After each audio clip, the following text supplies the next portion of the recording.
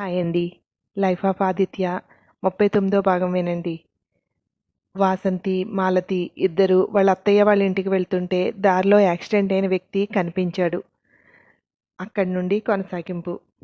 అటునుండి వెళ్తున్న వాహనాలన్నీ ఇక్కడ ఏం జరుగుతుందో కూడా పట్టించుకోకుండా ఫాస్ట్‌గా వెళ్ళిపోతున్నాయి. అతి కష్టం మీద ఇద్దరూ సాయం పట్టి కారు వెనక సీట్లో పడుకోబెట్టారు. వీళ్ళ చేతులకి, బట్టలకి కూడా రక్తం. వాసంతి డ్రైవింగ్ సీట్లో కూర్చుంటూ పక్కనే కూర్చుంటున్న మాలతితో మొబైల్లో దగ్గరలో ఉన్న హాస్పిటల్ చెక్ చేయి, వాళ్ళకు ఫోన్ చేసి పేషెంట్ పరిస్థితి వివరించు అంది కారు ముందుకు పోనిస్తూ. మాలతి హాస్పిటల్కి ఫోన్ చేసి పేషెంట్ పరిస్థితి వివరించి రెడీగా ఉండమని రిక్వెస్ట్ చేసింది. అక్క, ఇంకా కొంచెం ఫాస్ట్గా వెళ్ళు అంది వాసంతితో మాలతి. ఏం పర్లేదు, ఏం కాదు. అతను ఇప్పటి వరకు బ్రతికే ఉన్నాడు అంటే అతనికి బ్రతికే యోగం ఉంది. నువ్వు కంగారు పడకు. ఆ హాస్పిటల్ ఏ పోలీస్ స్టేషన్ పరిధికి వస్తుందో చూడు. ఆ పోలీస్ స్టేషన్కి కూడా ఫోన్ చెయ్యి అంది వాసంతి. ఇప్పుడు ఎందుకక్క? పోలీసులకు చెప్తే అక్కడ జాయిన్ చేయనిస్తారో లేదో అంది. పోలీసులకు ఇన్ఫర్మేషన్ ఇవ్వకపోతే మనం అక్కడికి వెళ్ళాక వాళ్ళు జాయిన్ చేసుకోరు. ముందు ఏ స్టేషన్ పరిధిలోకి వస్తుందో చూడు. టెన్షన్ పడకు, నిదానంగా చెయ్యి. స్పీకర్ ఆన్ చెయ్యి, నేను మాట్లాడతాను అంది. మాలతి చెక్ చేసి ఆ నెంబర్కి డయల్ చేసి వాసంతి దగ్గరగా పెట్టింది.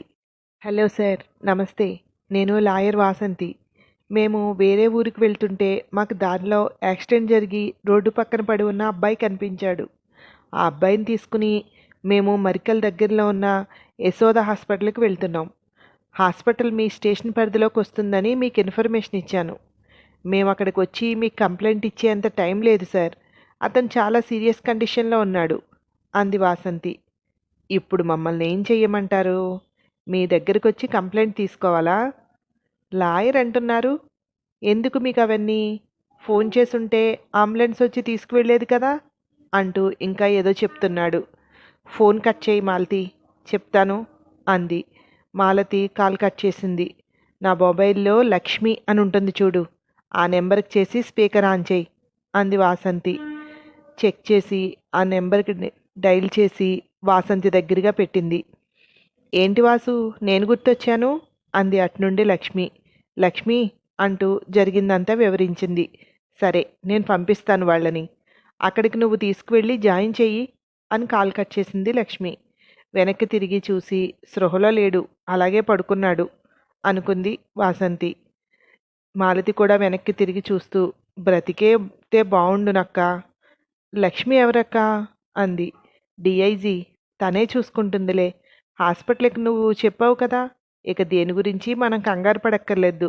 దగ్గరికి వచ్చేసాం అంది. హాస్పిటల్ దగ్గరికి వచ్చేసరికి రెడీగా ఉన్నారు. వెంటనే తీసుకువెళ్ళి అడ్మిట్ చేసుకుని ట్రీట్మెంట్ మొదలు పెట్టేశారు. అక్కడే ఉన్న విజిటింగ్ చైర్స్లో కూర్చున్నారు అక్క చెల్లెళ్ళిద్దరూ. అక్క, వాళ్ళెవరో తెలుసుకుని ఇన్ఫర్మేషన్ ఇద్దాం అంది మాలతి. అక్కడ వెహికల్ కానీ ఇంకో ఆధారం కానీ ఏం లేదు. ఒక మనిషి అలా పడి ఉన్నాడంతే. పోలీసులు వచ్చారు కదా, వాళ్ళు చూసుకుంటారు, మనం వెళ్దాం అంది లేచి నిలబడుతూ వాసంతి. అక్క, మనం అలా వెళ్ళిపోయామంటే ఇతన్ని మళ్ళీ ఇప్పుడు ఇంకొక దగ్గరికి ఎక్కడికో షిఫ్ట్ చేస్తారు. ఏమో, నాకెందుకో అలా వదలాలనిపించట్లేదు. ఇంతవరకు చేసింది వేస్ట్ అవుతుంది. మనం వెళ్ళిపోతే ఎవ్వరూ పట్టించుకోరు అంది మాలతి. సరే, నువ్వు ఇక్కడే కూర్చో, నేను మాట్లాడొస్తాను అని వెళ్ళి హాస్పిటల్ వాళ్ళతో మాట్లాడింది. వాళ్ళు అడిగిన డబ్బును కారు దగ్గరికి వెళ్ళి తన బ్యాగ్లో ఉన్న చెక్ బుక్ తెచ్చి చెక్ రాసి ఇచ్చింది. పోలీసులతో కూడా మాట్లాడి హాస్పిటల్లోనే వైద్యం చేయించేలాగా మాట్లాడింది. మాలతి దగ్గరికి వస్తూ, నేనంతా మాట్లాడాను, ఇక భయమేం లేదు. మనం రేపు మార్నింగ్ వద్దాం. ఇప్పుడు ఇలా అత్తయ్య వాళ్ళ ఇంటికి వెళ్తే వాళ్ళు కంగారు పడతారు అంది వాసంతి. ఇంటికే వెళ్ళిపోదాంలే, కానీ వెళ్ళాలని లేదు. అత్తయ్య కూడా కంగారు పడుతుంది. సర్ప్రైజ్ ఇద్దామని ఫోన్ చేయకుండా వెళ్ళాలి అనుకోవడం మంచిదయింది. లేకపోతే అత్తయ్య ఈ పాటికి ఓ 10-15 ఫోన్లు చేసుండేది. అతనికి ఏం పర్లేదు కదా అంది మాలతి. ఏం పర్లేదు, ప్రమాదం లేదు అని చెప్పారు అంది. చెల్లెలు కంగారు పడుతుందని అలా చెప్పింది కానీ స్పృహలోకి వస్తే కానీ ఏం చెప్పలేమని చెప్పారు డాక్టర్స్. అది చెప్తే ఇక్కడి నుండి కదలదు అలా అని చెప్పి తీసుకువెళ్ళిపోయింది వాసంతి.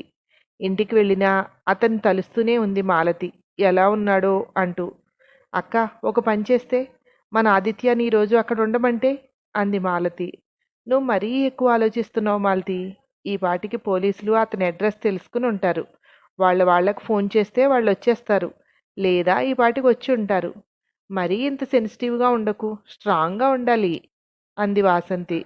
ఎందుకో తెలీదు, అతను అలా చూస్తే చాలా కష్టంగా అనిపించింది అంది మాలతి. మనం ప్రొద్దుటే వెళ్ళి అతను చూసొద్దాం. ప్రశాంతంగా పడుకో. ఏం కాదు, నమ్మకంతో ఉండు అంది చెల్లెలతో అనునయంగా.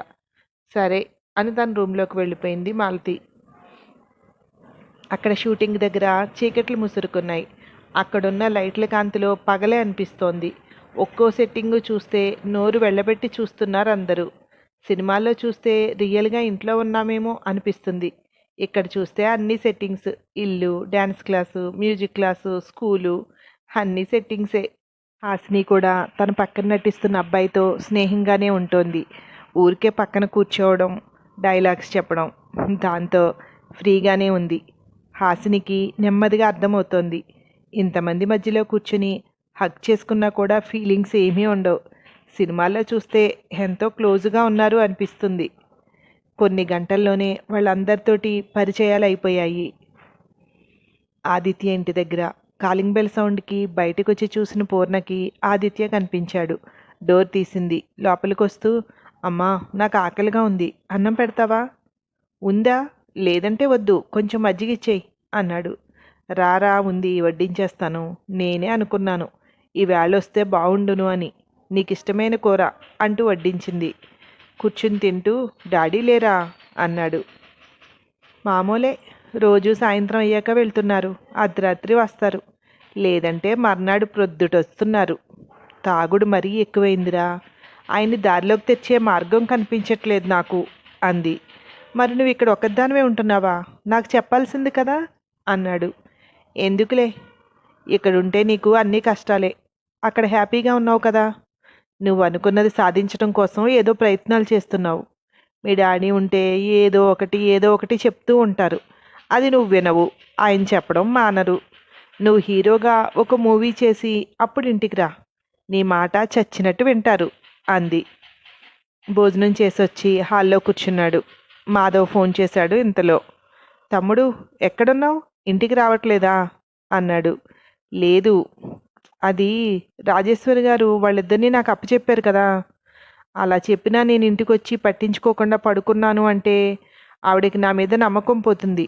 వాళ్ళు షూటింగ్ అయ్యి వచ్చే వరకు నేను అక్కడికి రాను అన్నాడు ఆదిత్య. ఓకే, నన్ను అడిగితే ఎక్కడికో వెళ్ళావు తెలీదు అని చెప్పేస్తాలే అన్నాడు మాధవ్.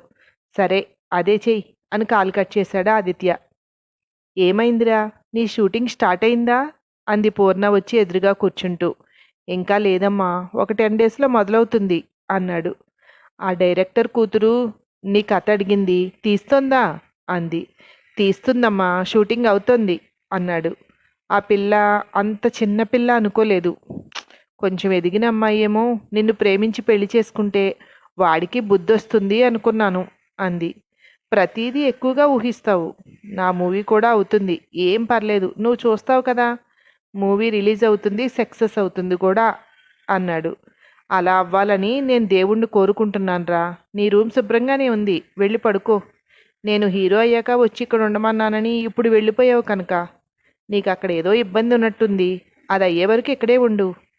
మీ డాడీ ఏమన్నా ఎదురు సమాధానం చెప్పకు, కొంచెం వచ్చుకో, సైలెంట్గా ఉండు అంది. నవ్వుతూ చూసి తన రూమ్లోకి వెళ్ళిపోయాడు. విద్య వాళ్ళ ఇంట్లో పైన బాల్కనీలో నిలబడి ఫోన్లో మాట్లాడుతోంది విద్య. ఇంటికి రావచ్చు అని చెప్పినప్పుడు రావచ్చు కదా, ఎందుకు రాలేదు అంది. నేనెవరో తెలిసిందంటే ప్రమాదం, అందుకే రాలేదు. ఎంపీ కొడుకుని అంటే మీ నాన్న ఏమనకపోవచ్చేమో కానీ ఈ నాన్న ఎవరో తెలిస్తే మాత్రం మా ఇంట్లో పెద్ద గొడవలు అయిపోతాయి అన్నాడు వైష్ణవ్. ఈ పాటికి మా డాడీ ఎంక్వైరీ చేయించుంటాడు. నువ్వెవరో తెలిసే ఉంటుంది. ఇక నువ్వు ఏమీ దాయాల్సిన అవసరం లేదు అంది విద్య. ఇప్పుడు నేను ఇంటికి వస్తే నన్ను కిడ్నాప్ చేసి మా డాడీని డబ్బులు అడుగుతారా అన్నాడు. ఎలా కనపడుతున్నావు నీ కంటికి మేము? కిడ్నాపర్స్లా కనపడుతున్నామా? నీకంత కోరికగా ఉంటే చెప్పు, కిడ్నాప్ అవ్వాలని. మా వాళ్ళతో మాట్లాడతాను అంది విద్య. నాకు మీ డాడీని మీ అన్నయ్యని చూస్తే సినిమాల్లో విలన్లా కనపడతారు తెలుసా. నాకు రాత్రి ఏం కలొచ్చిందో తెలుసా. నేను మీ ఇంటికి మామూలుగా మాట్లాడడానికి వస్తే మీరందరూ కలిసి నన్ను కుర్చీకి కట్టేసి మా డాడీకి ఫోన్ చేసి నిన్ను మా ఇంటి కోడలిని చేసుకోవాలి, లేకపోతే నన్ను చంపేస్తామంటున్నారు అన్నాడు.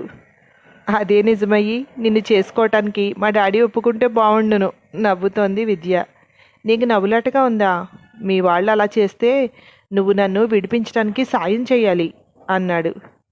ఏందే ఇంత రాత్రి దగ్గర ఈడ నిలబడి మాట్లాడుతుండావు, ఎవడాడు అంది శకుంతల దగ్గరికి వస్తూ. నా ఫ్రెండు కీర్తన, కావాలంటే వింటావా, ఇదిగో విను అంటూ ఫోను శకుంతల చేతికిచ్చింది. వద్దులే మాట్లాడు, చల్లగా లేస్తుంది, లోపలికి పోయి మాట్లాడు అంటూ ఫోన్ తిరిగిచ్చేసింది. ఇంట్లోకి సిగ్నల్ రావట్లేదమ్మా అంది విద్య. ప్రతిరోజు కాలేజీకి వెళ్తున్నారు, అక్కడ మాట్లాడుకుంటారు, ఇక్కడ ఇప్పుడేంటి, ఇక చాలు వెళ్ళి పడుకో అంది.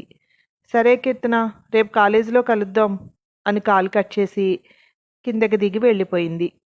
ఆ తర్వాత ఏమైందో మరో భాగంలో విందురు కానీ. Thank you.